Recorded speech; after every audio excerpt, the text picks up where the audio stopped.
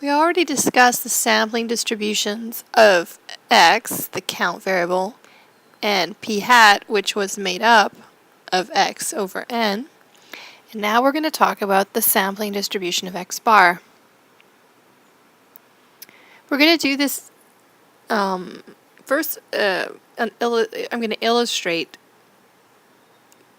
the thought experiment about x bar, and then I'm going to do what I did with x and talk about the derived variable using the rules for means and variances. Okay, so first of all, I'm going to talk about a population of x. These are like the grapes in the video at the beginning of the semester, if you remember.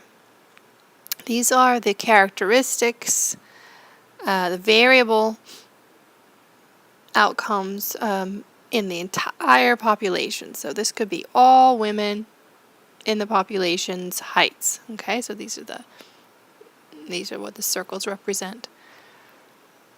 Imagine sampling, taking a simple random sample that I'll call SRS from this population, and that's going to have size little n.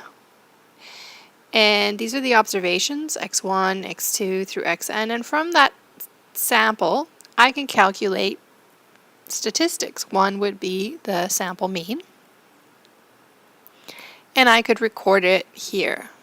I could repeat this going into the population and sampling a second simple random sample, call it simple random sample or SRS star, and this would generate n more observations, which might or might not be different from the original ones. Okay, I'm going to denote them with a star as well because they are observations 1, 2 through little n, but they might be different, so they have a star. And from them I can calculate the sample mean, x bar star, because this value may be different from this one. I could repeat this again and again and again for all possible samples of the population. And I could repeatedly calculate all the possible sample means for those samples. What do I know about x bar based on x? Is there a relationship? This is the question.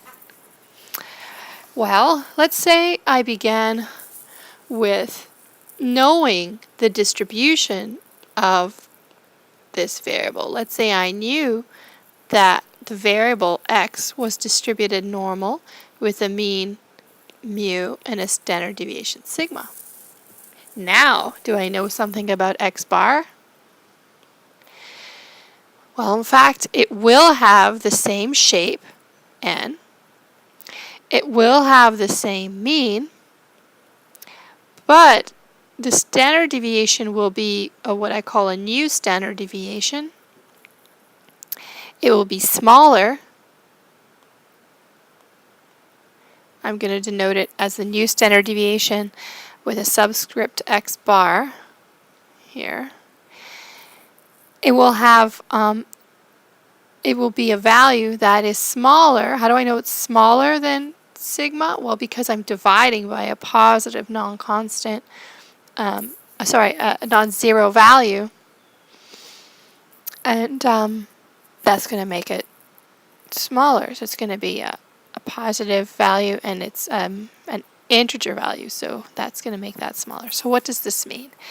It means if I know that the distribution of the variable in the population, like heights or weights, is regular or predictable, like normally predictable, with a center, and it's symmetric and bell-shaped, and knowing the standard deviation gives me kind of a regular spread of the distribution with 68% of the observations within one standard deviation from the mean and 95% within two, and so on.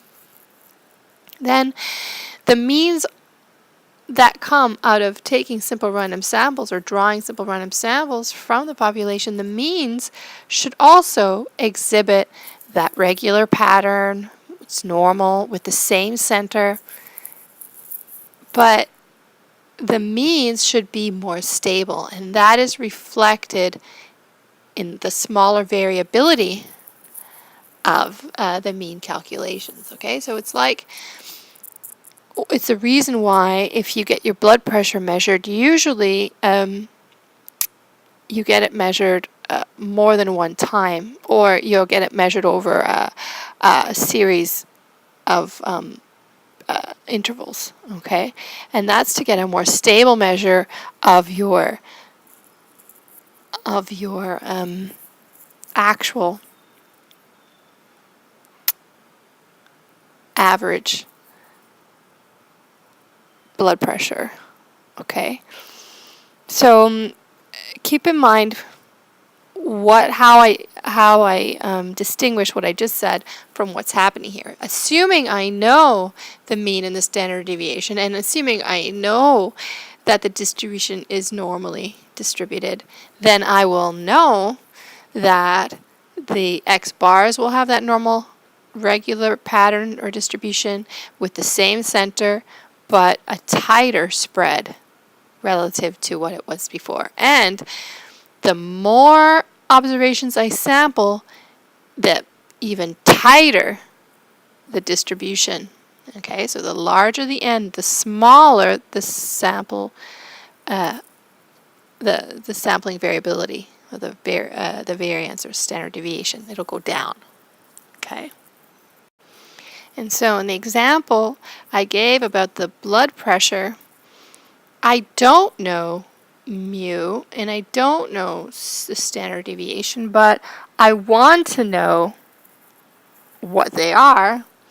Taking the sample mean and using it as an estimate of the actual population mean would be a good idea, because they will be very close to the same thing if there's very little variance, right? So I'm going to have a good chance of getting close to the population mean. Okay, so that business about actually guessing what mu is the objective of Unit 6 in inference guessing.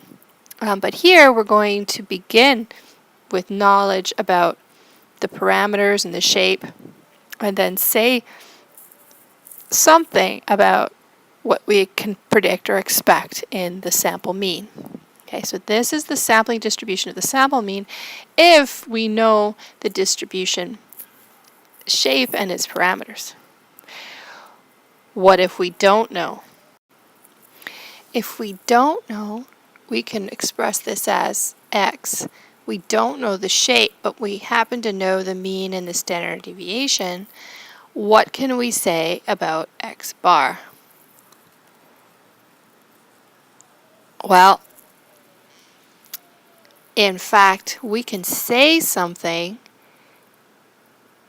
We can say that still we would expect the pattern to be regular because the sample means are more reliable. Okay, so that's going to show some regularity and a normal shape will result.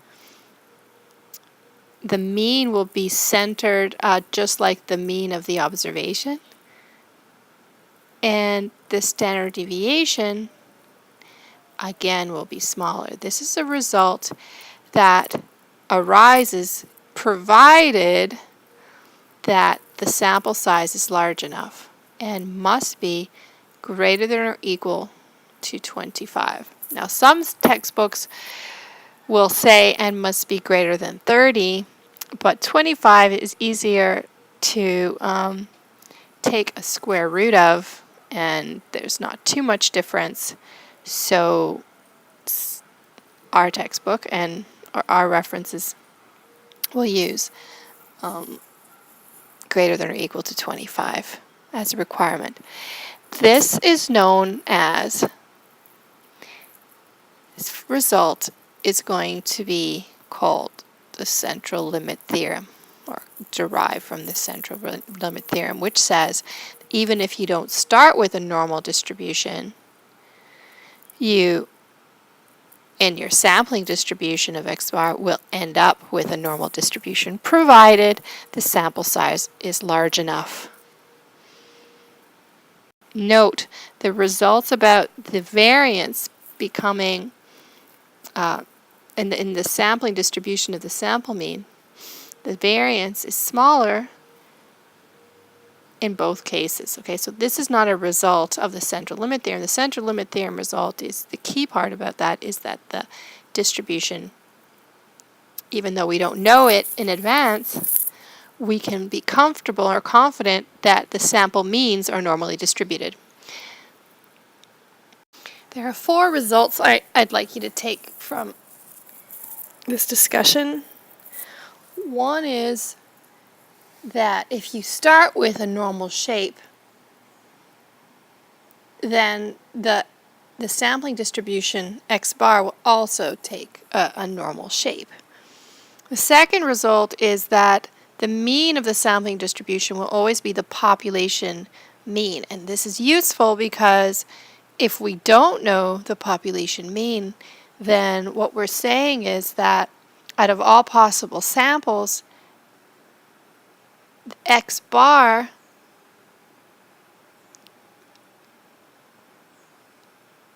all the possible samples of x bar, the mean of the x bars, or the mean of the sample means, will be the true population mean. So this is actually what's called an unbiased estimator. Okay, this is very important because this is saying that we could use the sample mean from one sample as an unbiased estimator of the true population mean. So we can use it to estimate or predict, okay, what it is. The third result is that we have a new standard deviation, and sometimes it's referred to as the standard error, but I reserve that terminology for a special case that we discuss in inference. But this is called the new standard deviation, and it's smaller, and it depends on the sample size. The larger the sample size, the smaller the variability, the smaller the variance, and consequently the smaller the standard deviation. An important thing to take from that is really, I guess, another result, or it's part of result 3, is it's written here in this box, all right?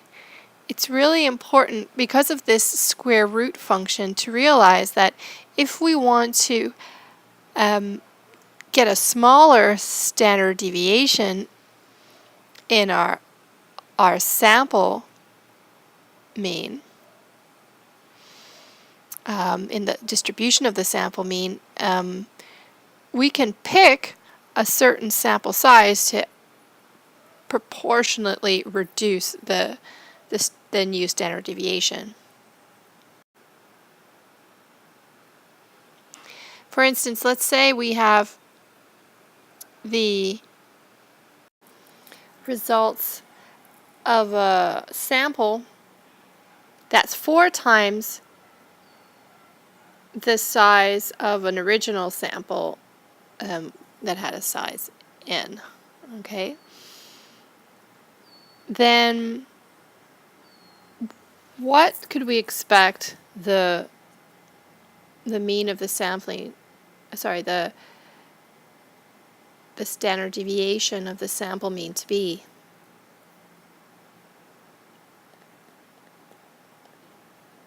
And this is going to look fancy, but basically notice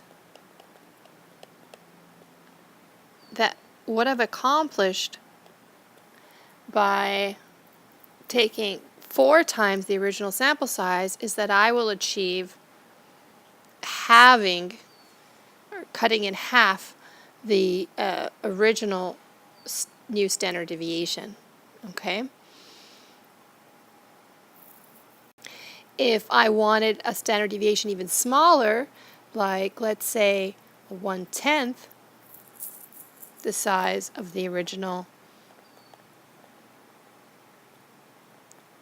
sample, what should I do? Working backwards, you see what you're going to have to do is, looking backwards, what did I do actually?